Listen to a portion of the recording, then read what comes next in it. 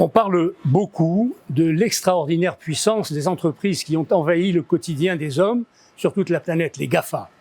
Mais on parle moins du courant de pensée qui leur permet d'imaginer le futur qu'ils nous préparent. Ce courant de pensée, c'est le transhumanisme. Le transhumanisme aspire à repousser les limites physiques et mentales de l'homme, à les augmenter de manière à susciter un homme dépassant la condition humaine, un transhumain. Comment ? Grâce à la miniaturisation extrême des puces électroniques et à l'intelligence artificielle. L'homme augmenté résultera d'une hybridation de ses facultés physiques et mentales avec les machines. Ces méthodes, associées à des manipulations génétiques, pourraient prolonger la vie et même, selon certains, abolir la mort. Mais il ne s'agit pas de science-fiction, mais de programmes de recherche largement financés et d'expérimentations destinées à des mises en application concrètes. Des penseurs à la mode, comme Yuval Noah Harari, propage l'idée du caractère inéluctable, selon lui, du passage de l'homo sapiens à l'homo deus, l'homme-dieu. Quel rapport avec le judaïsme ? A priori, aucun. Et pourtant, à regarder de près, il apparaît d'abord que l'idée de perfectibilité de l'homme est une valeur juive. Ce principe essentiel de la Torah s'applique d'abord au plan de l'individu. Le niveau visé est celui du tzaddik, qui exige une discipline morale, spirituelle et intellectuelle constante. Le tzaddik authentique peut acquérir des pouvoirs qui l'élèvent au-dessus des contraintes naturelles.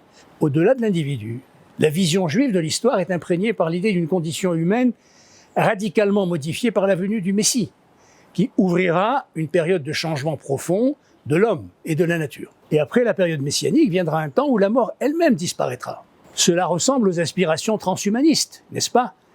Mais évidemment, la perspective ouverte par la Torah présente une immense, une absolue différence avec le transhumanisme. L'augmentation de l'homme telle qu'elle est imaginée aujourd'hui dans les laboratoires du futur considère l'être humain uniquement dans sa dimension physique et mentale, comme un animal qui peut faire l'objet d'une hybridation avec la machine. Dans quel but ?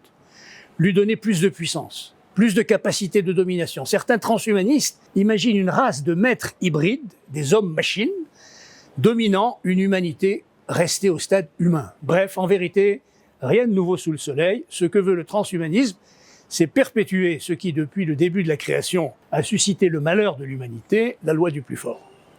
Pour la Torah, ce qui est à augmenter dans l'homme, ce ne sont pas ses capacités physiques ou même mentales, mais une dimension qui fait sa singularité, c'est son potentiel moral et spirituel. Sa capacité, non pas de devenir Dieu, mais de se rapprocher de Dieu, de s'élever jusqu'à lui, et ce faisant de réaliser pleinement son identité humaine. Autant la dimension physique de l'homme est limitée et le restera en dépit des machines, autant le potentiel spirituel de l'homme est sans limite. C'est ce potentiel illimité qui lui permet d'atteindre le monde infini que les sages appellent le monde qui vient, le Olam Haba. L'homme du transhumanisme, loin de dépasser la condition humaine en l'élevant, est convié en fait à dissoudre son humanité dans la machine. Le transhumanisme débouche finalement sur l'effacement de l'homme. En ce sens, il est en quelque sorte le dernier des avatars de multiples copies du principe thoraïque de la perfectibilité de l'homme qui se sont produites dans l'histoire. Le dernier avatar avant la prise de conscience universelle par l'humanité de ce qu'est véritablement l'identité humaine.